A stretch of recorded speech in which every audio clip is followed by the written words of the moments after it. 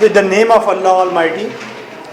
Question number 17 from the Old Man and the Sea notes. That is very important question. As the first 4 questions are very important, now this one is also very, very, very important. Clear? And novel का जो इख्तिताम हुआ है उसके बारे में question raise करती है university. क्या क्वेश्चन रेज कर चुकी है? At the end of the novel only a skeleton of the fish is left.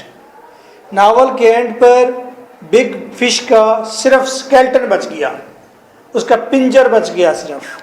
Elaborate, इसकी वजाहत करें, तफसील करें, ऐसा क्यों हुआ है, ये ठीक हुआ, गलत हुआ, इससे क्या इंडिकेशन मिलती है. The theme of victory and defeat is embedded in the story. Story के अंदर, इस नावल के अंदर शिकस्त और जीत के थीम मौजूद हैं. डिस्कस करें. Discuss the ending of the novel. Novel की एंडिंग को डिस्कस करें. What were Santiago's views about his failure? संतियागो के अपने व्यूज क्या थे अपनी नाकामी के बारे में. How would you justify the ending of the novel? Novel की एंडिंग को कैसे जस्टिफाई करेंगे आप. The old man and the sea. What was the reaction of the other fishermen and tourists? दूसरे फिशरमैन और वहाँ पर जो सैर व तफरी करने के लिए उस साहिल पर लोग आए हुए थे, उनके क्या व्यूज थे.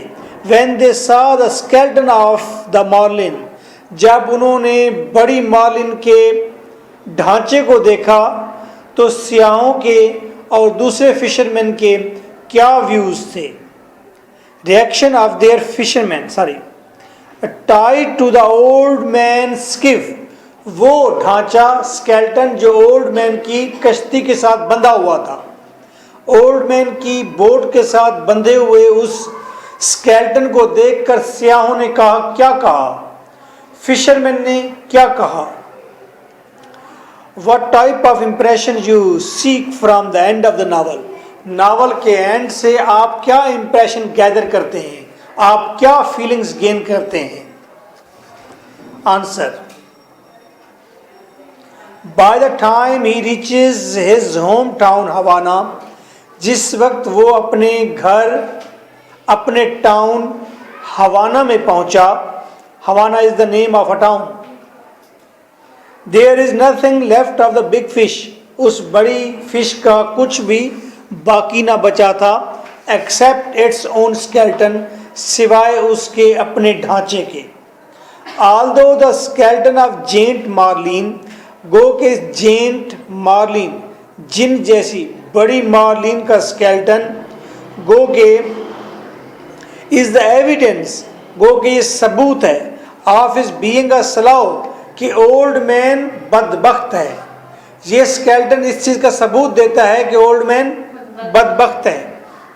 बट बिसाइड्स, लेकिन इसके अलावा, it is also the proof of his great struggle.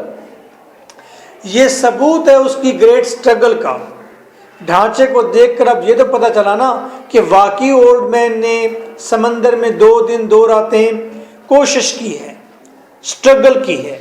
ये स्ट्रगल का भी एविडेंस है, उसके सलाह होने का भी एविडेंस है. एंड ग्रेट स्कफल, और बड़ी लड़ाई का एविडेंस है. With brutal shocks, brutal shocks के साथ. ये ढांचा at the same time 2 views देता है. एक व्यू ये कि ओल्ड मैन बदबख्त है, दूसरा व्यू ये कि ओल्ड मैन बहादुर है और एक बड़ी मछली को पकड़ने के लिए, उसे लाने के लिए वो शॉक्स जैसी मुसीबतों से लड़ता रहा है. The old man loses the battle he has वोन. ओल्ड मैन ने वो जंग हार दी जो वो जीत चुका था. उसकी जीत थी मार्लिन को मारना, बांधना, पकड़ना, घर की तरफ लाना. शिकस्त क्या थी? जब शार्क्स उसकी उस मार्लिन को खा गई. जो वो बैटल जीत चुका था वो बैटल हार गया. His fight with the sharks, लेकिन शार्क्स के साथ उसकी लड़ाई, विद इनसफिशिएंट इक्विपमेंट्स, कम आलात के साथ, कम हथियारों के साथ, इज मोर स्प्लेंडेड, ज्यादा स्प्लेंडेड है, ज्यादा वो शानदार है, वर्दी है, काबिल है, एंड विनरेबल और काबिल एहतराम है। ओल्ड मैन ने थोड़े हथियारों के साथ, कम हथियारों के साथ जो मुकाबला किया है वो बड़ी अहम बात है। आप किसी रोड पर ठहरे हैं और वहाँ पर 5 लड़कियां आ जाएं आपसे लड़ने के लिए, आप अकेली से, आपको मार मार के वो पागल कर दें, लेकिन आपने उसको जो एक करारा थप्पड़ मारा होगा ना, वो सब लोगों के जहन में रहेगा कि जी जरनाक ने थप्पड़ करारा मारा था। बातों की बातें, ठीक है, बातों की बातें। तो हम कहेंगे जीत कौन गया है? जरनाक जीत गई है। क्यों? कि 5 के साथ लड़ती रही और थप्पड़ भी एक करारा मार लिया। ओके, ऐसा सीन मैंने एक देखा, एक वीडियो गेम वाला था, उसका नाम था शादा। शादा छोटे कद का था और बड़े सर वाला था, तो उसका दांत भी एक टूटा हुआ था। काउंटर के पीछे ठहरा था, 5-6 बड़ी कद के बड़े बालों वाले, कानों में बालियों वाले बदमाश आ गए और वो उससे लड़ने के लिए जैसे आगे बढ़े, वो काउंटर के ऊपर जैसे निकला, उसने एक को थप्पड़ मारा, दूसरे को मुक्का मारा, चौथे को लात, 5वें को उसने घुसा दिया और घर में घुस गया। मैंने कहा भी वेरी गुड हो गया। मैं तो एक्सपेक्ट भी नहीं कर रहा था कि शादी का, मैं सोच रहा था कि पता नहीं हशर क्या होगा। शादा तो ठीक निकला, ठीक है, हाँ। और ये इनसफिशिएंट इक्विपमेंट के साथ गो कि वो भाग गया, लेकिन जीत वहीं गया था कि 5 लोगों को उसे थप्पड़ मार दिया। लेकिन बेस्ट एग्जांपल थी जरनाक वाली कि करारा थप्पड़। ओल्ड मैन ने भी वहीं किया, गो कि वो जंग हार गया, लेकिन इनसफिशिएंट इक्विपमेंट के साथ वो लड़ा है, जो वो कमाल बात थी उसकी। Okay, other fisherman and tourists are wonderstruck. दूसरे फिशरमैन और टूरिस्ट जो आए हुए थे वो वंडरस्ट्रक, हैरान हो गए, to see the giant size skeleton. इतने बड़े साइज के स्केल्टन को देखकर, इतने बड़े ढांचे को देखकर वो हैरान रह गए। The owner of the terrace said that, और टेरेस के ओनर ने कहा, हर सहल समंदर पर एक टेरेस भी होता है। टेरेस से मुराद ढाबा, ढाबा जिसके ऊपर काफ़ी भी मिल जाती है, शराब भी मिल जाती है और मछली का तेल भी मिल जाता है।